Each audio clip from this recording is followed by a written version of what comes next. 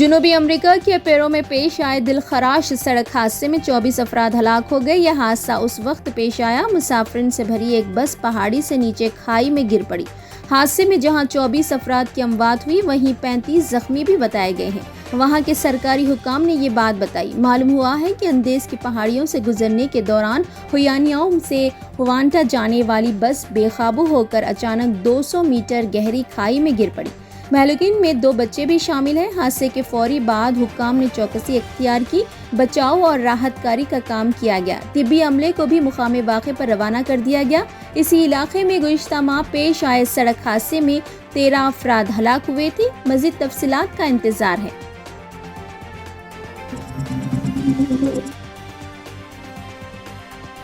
شاورما کھانے کے بعد ایک لڑکی کی موت واقع ہو گئی۔ جی ہاں، یہ واقعہ ریاست تمل ناڈو کے نمکل شہر میں پیش آیا۔ مرنے والی لڑکی کی شناخت ڈی کلیا راسی کے طور پر کی گئی ہے، جو 10ویں جماعت کی طالبہ بتائی گئی ہے۔ ذرائع کے مطابق لڑکی اور اس کے خاندان والوں نے اس مہینے کی 16 تاریخ کو ہوٹل سے کھانے کی دیگر اشیاء کے ساتھ ساتھ شاورما کا پارسل کروایا تھا۔ پارسل میں لایا گیا شاورما کھانے کے بعد یہ خاندان کی طبیعت بگڑ گئی۔ وہ پیٹ درد اور قے کی شکایت کرنے لگے۔ ان تمام کو علاج کے لیے خانگی اسپتال لے جایا گیا، جہاں انہیں شریک کیا گیا۔ علاج کے دوران پیر کے دن لڑکی کی موت واقع ہو گئی۔ متعلقہ پولیس کے مطابق لڑکی کی نعش کا پوسٹ مارٹم کروایا گیا ہے اور اس کے خاندان والوں کو بہتر علاج کے لیے اسپتال منتقل کر دیا گیا ہے۔ پولیس نے اس معاملے میں کیس درج کر کے چھان بین شروع کر دی ہے۔ اسی دوران یہ بھی پتہ چلا کہ جس دن یہ خاندان متاثر ہوا اسی رات اسی ہوٹل میں شاورما کھانے والے میڈیکل کالج کے 13 طلبہ بھی متاثر ہوئے۔ انہوں نے بھی اس سلسلے میں شکایت درج کروائی ہے۔ شاورما کھانے سے لڑکی کی موت کے بعد تمل ناڈو کے فوڈ سیفٹی ڈپارٹمنٹ کے حکام نے شاورما کی دکانوں کے خلاف کریک ڈاؤن کرنے کے لیے اقدامات شروع کر دیے ہیں، جو حفظان صحت کو برقرار رکھنے میں ناکام رہے ہیں۔ کمشنر محکمہ فوڈ سیفٹی تمل ناڈو نے ضلع کے حکام کو شاورما کی دکانوں کا معائنہ کرنے اور جلد ہی رپورٹ پیش کرنے کی ہدایت جاری کی ہے۔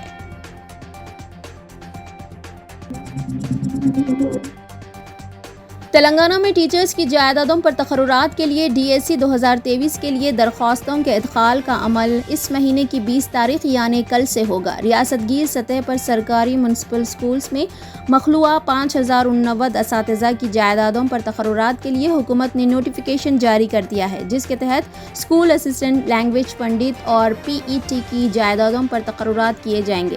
اس سے متعلق آن لائن درخواستوں کا عمل چاشمبے سے شروع ہوگا۔ ضلع واری سطح پر کتنی جائیدادیں ہیں، اس کی تفصیلات محکمہ تعلیمات کی جانب سے تازہ طور پر کی جائے گی۔ اسکول اسسٹنٹ کی جملہ 1739، لینگویج پنڈت کی 611، فزیکل ایجوکیشن ٹیچر کی 164 اور سیکنڈری گریڈ ٹیچر کی 2575 جائیدادیں ہیں۔ درخواست فارم کی فیس 1000 روپے مقرر کی گئی ہے۔ مزید تفصیلات کے لیے ویب سائٹ پر تفصیلات حاصل کی جا سکتی ہے۔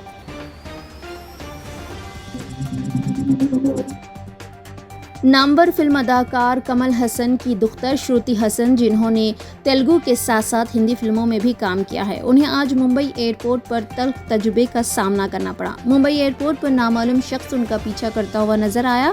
کار پارکنگ تک بھی وہ ان کے ساتھ پہنچ گیا۔ سوشل میڈیا پر وائرل ویڈیوز میں دیکھا جا سکتا ہے کہ وہ شخص شروتی ہسن کے پیچھے پیچھے جا رہا ہے۔ جیسے ہی فلم اداکارہ اپنی کار کے پاس پہنچی، وہ شخص اچانک سامنے آ گیا، جس پر شروتی ہسن پریشان ہو گئی اور انہوں نے اس شخص سے پوچھا کہ آپ کون ہیں، میں آپ کو نہیں جانتی۔ اس کے بعد اس شخص کو وہاں سے آگے بڑھا دیا گیا۔ بعض دفعہ فلم اداکار اور اداکاراؤں کے ساتھ اس طرح کے واقعات پیش آتے رہتے ہیں۔ انہیں اپنے چاہنے والوں سے پریشانی کا بھی سامنا کرنا پڑتا ہے۔ سمجھا جاتا ہے کہ جو شخص اداکارہ کا پیچھا کرتا ہوا نظر آیا، دراصل وہ ان کا مداح تھا اور ان کے قریب پہنچا اور بات کرنے کی کوشش کر رہا تھا۔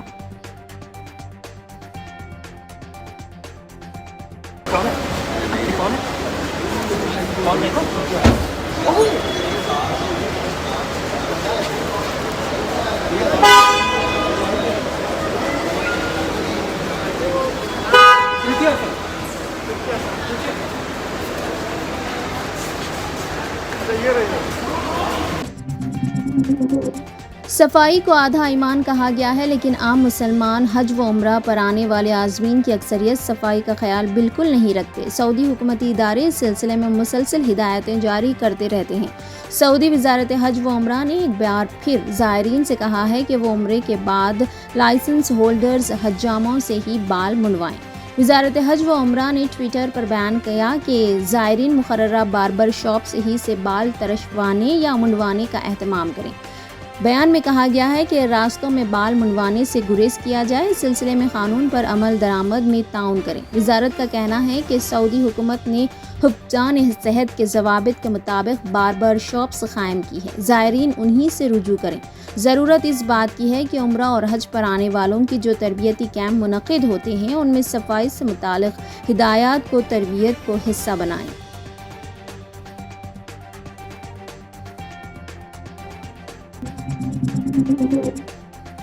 آل India Muslim Personal Law Board کی مجلس عاملہ کی ایک اہم نشست نیو رائزن اسکول نزد ہمایوں کا مقبرہ حضرت نظام الدین نئی دہلی میں منعقد ہوئی، جس میں کئی اہم فیصلے کیے گئے۔ انہی میں ایک اہم فیصلہ یہ لیا گیا کہ اصلاح معاشرے کی تحریک کے ذریعے پورے ملک میں وراثت کی تقسیم میں خواتین کے حصے کو یقینی بنانے کے لیے ایک منظم تحریک چلائی جائے گی۔ کئی شرکاء کا یہ احساس سامنے آیا ہے کہ اس کے باوجود کہ قانون شریعت میں باپ کی وراثت میں بیٹی کو ایک متعین حصہ دیا گیا ہے، تاہم بہت سارے معاملوں میں بہنوں اور بیٹیوں کو یہ حصہ نہیں مل پاتا۔ اسی طرح بیٹے کی جائیداد سے ماں کو اور شوہر کی جائیداد سے اس کی بیوہ کو محروم رکھا جاتا ہے۔ اسی طرح بھائی کی جائیداد میں بہن کا جو حصہ ہوتا ہے اس سے بھی بہن کو محروم رکھا جاتا ہے۔ بورڈ نے فیصلہ کیا کہ وہ وراثت میں خواتین کے حصے کو یقینی بنانے کے لیے ملک گیر تحریک چلائے گا۔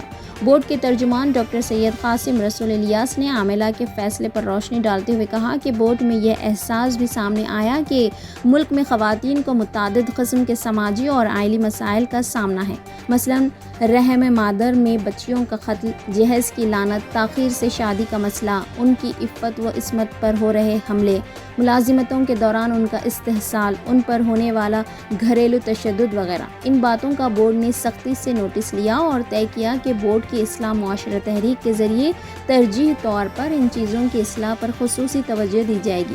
اس سلسلے میں پورے ملک کو 3 حصوں میں تقسیم کر کے 3 سیکریٹریز مولانا سید احمد فیصل رحمانی، مولانا محمد عمرین محفوظ رحمانی اور مولانا یاسین علی عثمانی کو اس کا ذمہ دار بنایا گیا۔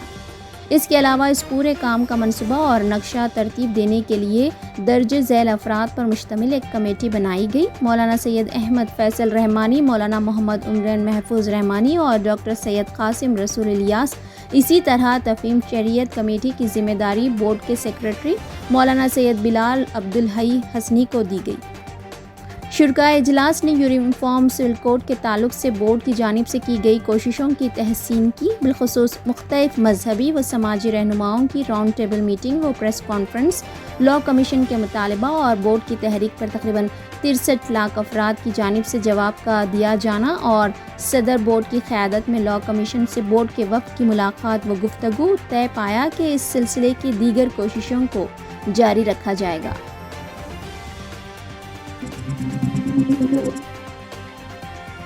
نئی پارلیمنٹ کی عمارت ہاؤس آف انڈیا میں پارلیمنٹ کا خصوصی اجلاس شروع ہو گیا۔ اس موقع پر مرکز نے خواتین ریزرویشن بل لوک سبھا میں پیش کیا۔ یہ بل جسٹس ارجن رام میگھوال نے اراکین کے سامنے رکھا۔ اس بل کو ناری شکتی وندن کا نام دیا گیا ہے۔ بتایا جاتا ہے کہ حلقوں کی نئی حد بندیوں کے بعد ہی خواتین تحفظات پر پارلیمنٹ اور اسمبلیوں میں عمل درآمد کیا جائے گا۔ بل پر کل لوک سبھا میں بحث ہوگی۔ بل پر جمعرات کو راجیہ سبھا میں بھی بحث ہوگی۔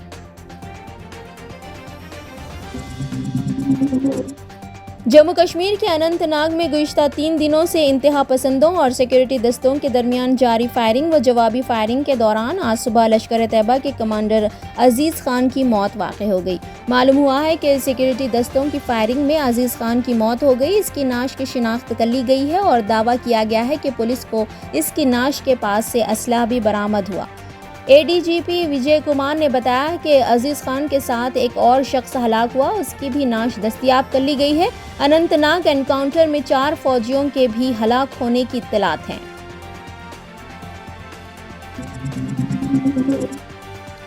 پارلیمنٹ کی نئی عمارت میں پارلیمنٹ کے خصوصی اجلاس کے انعقاد کے سلسلے میں تمام تیاریاں مکمل کر لی گئی ہیں۔ پارلیمنٹ کا اجلاس دوپہر 1:15 پر شروع ہوگا۔ لوک سبھا 1:15 پر شروع ہوگی اور راجیہ سبھا دوپہر 2 بجے شروع ہوگی۔ دوسری جانب مرکز نے پارلیمنٹ کی نئی عمارت کا نام دیا ہے۔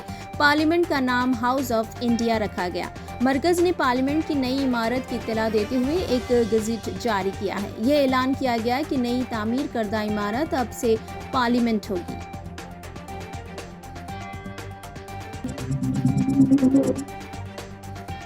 دکن بالخصوص حیدرآباد کے مسلمانوں کے خلاف نفرت پیدا کرنے والی متنازع تیلگو فلم رضاکار کے ٹریلر ریلیز ہوتے ہی یہ تنازعات میں گھرا نظر آ رہا ہے۔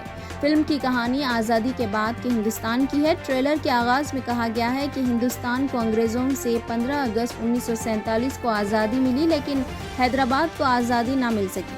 وہاں نظام کی حکمرانی تھی، ایک اسلامی حکومت جس نے بربریت کی حدیں پار کر دی۔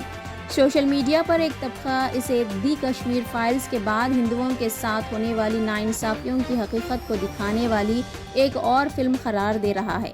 وہیں بہت سے لوگ کہہ رہے ہیں کہ یہ ملک اور معاشرے کی ہم آہنگی کے لیے مہلک ثابت ہو سکتی ہے۔ دلچسپ بات یہ ہے کہ فلم رضاکار کا ٹریلر اتوار کو ریلیز کیا گیا، جسے بھارتیہ جنتا پارٹی نے حیدرآباد کا یوم آزادی قرار دیا ہے۔ فلم کے 1 منٹ 43 سیکنڈ کے ٹریلر میں ایسے بہت سے وحشیانہ مناظر ہیں جس سے مسلمانوں کے خلاف نفرت میں مزید اضافہ کر سکتا ہے۔ ٹریلر میں بتایا گیا ہے کہ کس طرح قاسم رضوی نے نظام کی حکمرانی کو برقرار رکھنے کے لیے ہر گھر پر اسلامی پرچم لگانے کا حکم دیا۔ ٹریلر میں رضاکار بار بار یہ کہتے نظر آ رہے ہیں کہ حیدرآباد ایک اسلامی ریاست ہے، اس میں ایک مکالمہ ہے، چاروں طرف مساجد بننا چاہیے۔ اسی دوران تلنگانہ کے وزیر تارک راما راؤ نے اس فلم پر تبصرہ کرتے ہوئے کہا کہ بی جے پی کے چند دیوالیہ جوکر تلنگانہ میں اپنے سیاسی پروپیگنڈے کے لیے فرقہ وارانہ تشدد اور پولرائزیشن کو بھڑکانے کی پوری کوشش کر رہے ہیں۔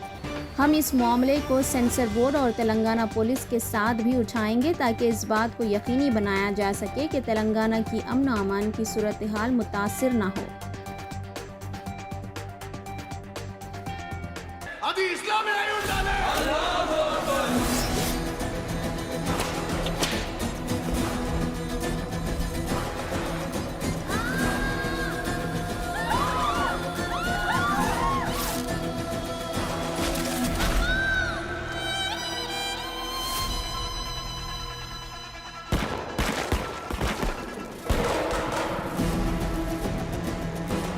కశ్మీర్కి కాపలా ఉంటూనే హైదరాబాద్ను కూడా కాపాడుకోవాలి.